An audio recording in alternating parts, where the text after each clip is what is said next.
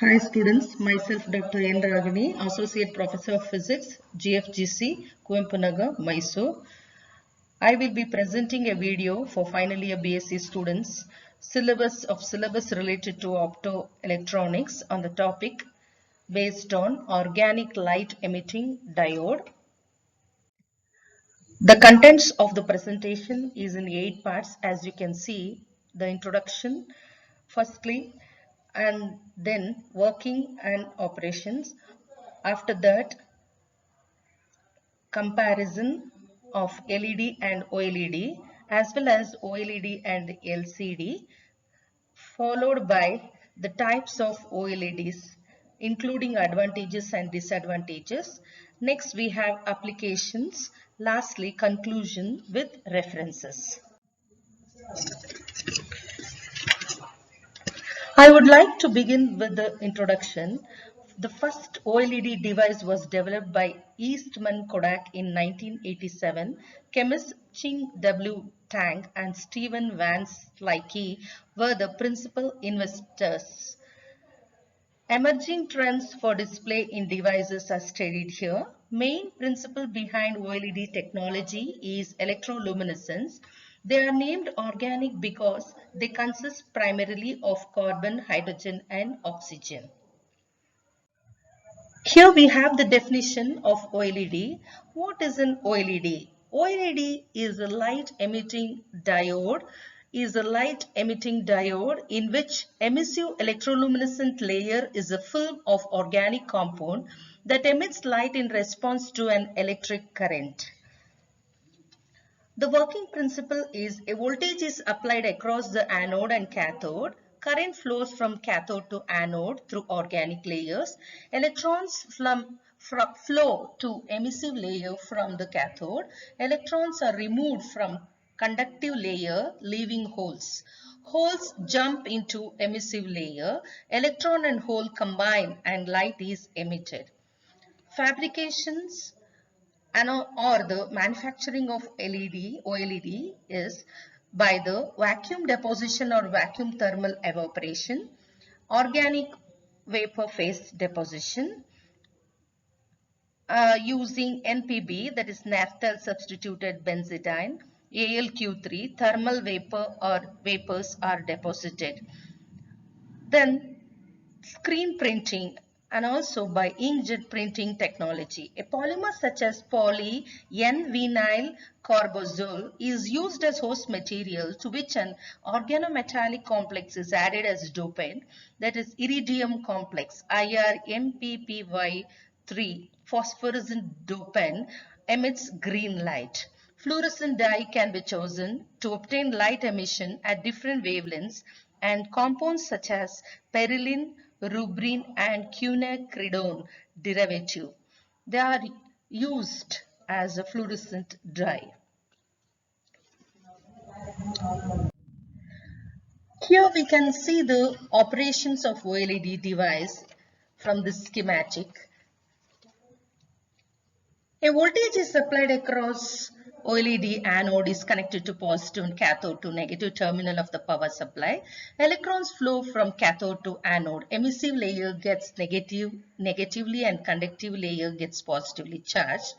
Electrons are injected into a LUMO, that is lower unoccupied molecular orbital of the organic layer at the cathode, and are withdrawn from the HOMO, is that is higher occupied molecular orbital of the at the anode. The electrostatic force brings these electrons and holes towards each other, forming an exciton. It is a bound state of electron and hole which happens in the emissive layer. Because in organic semiconductor, holes are generally more mobile than electrons, the decay of this excited state results in a relaxation of the energy levels of the electrons, accompanied by the emission of radiations whose frequency is in the visible region.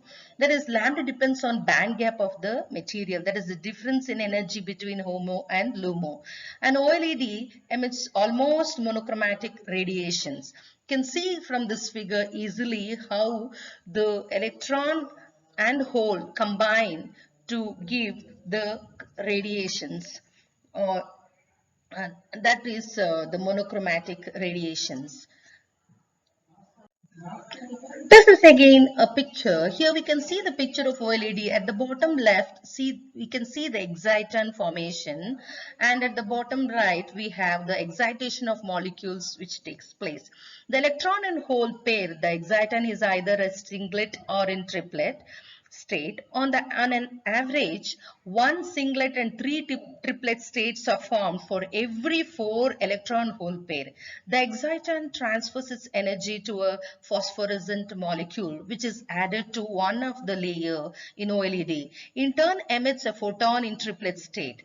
That is when the exciton can have the spin, the electron and hole, if they have the same spin called the triplet or spin pair.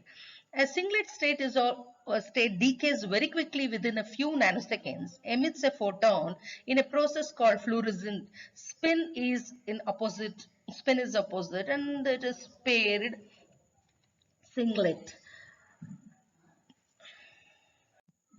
In this slide, we have a typical structure of the bottom emitting OLED. You have the cathode at the top, then you have the organic layer, then the anode and the substrate. This is one of the bottom emitting OLED. And the small molecule light emitting diode, in this we have cathode, the magnesium doped silver, that is AlQ3, which is a fluorescent dye which acts as electron transport layer, and it is AlQ3 is 8 hydroxy quinidine aluminium, then NPB naphtha substituted benzidine as HTL, ITO is indium tin oxide as anode.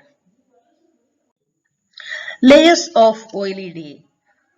Here we have the topmost is cathode, followed by electron transport layer, then emissive layer, then we have hole transport layer, then hole injection layer, then anode and the substrate. The conductive layer, that's the whole transport layers, is made up of organic plastic. The conductive polymer used in OLED are polyaniline and polyethylene diethiophene. Emissive layer is made up of different organic plastic molecule. The two polymers are polyfluorine, polyparaphenylene, which emits green and blue light. Here we have the importance of OLED. It depends on the quantum efficiency. It is defined as the ratio of photons produced to the electron injection. The quantum efficiency of are high and requires low dry voltage, unlike LEDs.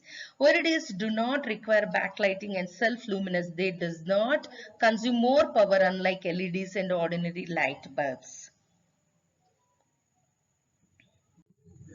Here we have the comparison of LED and OLED. LED is it is composed of inorganic semiconductor, and it is we have electrons and hole recombination takes place and energy is released in the form of photons. Electrons present at the conduction band, that is the higher energy level, tries to recombine with hole in the valence band, that's the lower energy level. During this movement from conduction band to valence band, the electron movement releases energy in the form of light. It is made up of gallium arsenide phosphide and gallium phosphide, etc. OLEDs, it has many layers such as cathode, electron transport layer, blocking layer, emission layer, hole transport layer, hole injection layer. The emission layer and conductive layer are together called as bilayer, sandwiched between two electrons. And you have anode and substrate made of glass. Light color depends on the material used in organic or polymer layer and the difference in energy between HOMO and LUMO, which is the band gap of the material. The energy is released due to the excitation of molecules and attracting charge carriers due to combined spins. We have CT1 and CT3 charge transfer states, that is the singlet and triplet states. Light emission is due to excited complex molecule. Here we have the molecular structures of AlQ3, that is 8 hydroxy quinoline aluminum, a fluorescent dye, and platinum octoethyl porphyrin, a phosphorescent dopant. Here we have the different types of OLEDs. The passive matrix OLED, it is used for alphanumeric display. Active matrix OLED used for larger display. Transparent OLED is used for heads up display. There is a transparent projector for transparent projector screen. Top emitting OLED smart card display. And we have foldable or the flexible OLED, which is lightweighted. It's also for clothing, called as clothing OLED, that is flexible metallic foil or plastic substrate. And we have white OLED towards the bottom left side, which is true color quality, has two color qualities, emits bright white light, which replace fluorescent lights. Here we have the comparison between OLED and LCD. The comparisons are greater view angle for OLEDs and the limited view angles for LCDs. The contrast, high contrast for OLED and low contrast for LCD. Faster response time and show response slow for LCD. Do not require backlighting for OLED and request backlighting. And we have the comparison for power consumption. For OLED, 24 to 150 watts power watt in watts, and for LCD 60 to 800 watts.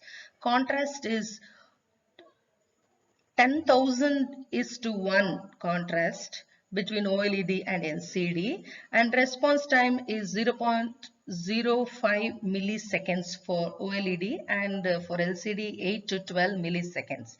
Lifetime is 22,000 hours compared to LCD 50,000 to 60,000 hours, where the lifetime is less for OLED. The future use of OLED, the manufacturers focusing on finding a cheap way to produce blue LED or OLEDs, roll-to-roll manufacturing, increasing efficiency of blue luminance and boosting overall lifespan. Here we have the advantages of LCDs. There is a faster response time for LCDs.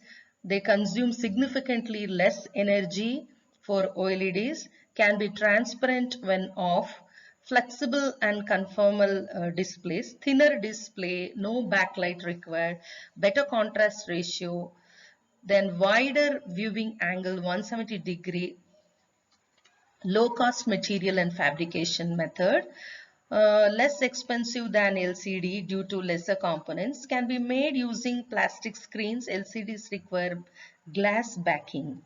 These are the advantages. And also flat panel display, energy efficient for in watts 24 to 150, then higher resolution less than 5 micrometer pixels. The disadvantages are OLED seems to be perfect technology for all types of displays, but it is also has some problem. Lifetime, while red and green OLED films have longer lifetimes compared to blue organic currently have much more shorter lifetimes. Manufacture currently is more expensive than LCDs. Water can easily damage OLEDs. OLED screens are even worse than LCD in direct sunlight. Overall luminance degradation, limited market availability. We have come to the application. So LEDs are currently used in developing small screen devices such as cell phones. Its availability to be foldable and flexible makes its weight and space saving technology. Nokia has come up with the concept of scroll laptops. The Fraunhofer Institute has created a miniatured OLED display a resolution measuring 0.6-inch diagonal that provides a pixel density of 1667 pixels per inch. Xiaomi launched its first TV with Dolby Vision supports, features a 65-inch OLED panel. An OLED-based digital map and GPS could help the armed forces during military operation, medical and industrial applications. Then OLED has digital map and GPS. That's a global positioning satellite that could help the armed forces during military operations. So applications of OLEDs are continuously expanding. So the final part is a conclusive part. An OLED technology will mature, it will be able to improve certain limitations of current displays. Question arises, is OLED better than 4K displays? Significantly better picture quality plus lower energy consumption and even thinner cabinet. They poised to become multi-billion dollar market, reduces the power consumption of each of them, and then the existing power plant is sufficient to meet demands. OLED change a future lifestyle and make digital and is evolving as the next generation display. Here are a few references. It's all about OLED technology. Thank you.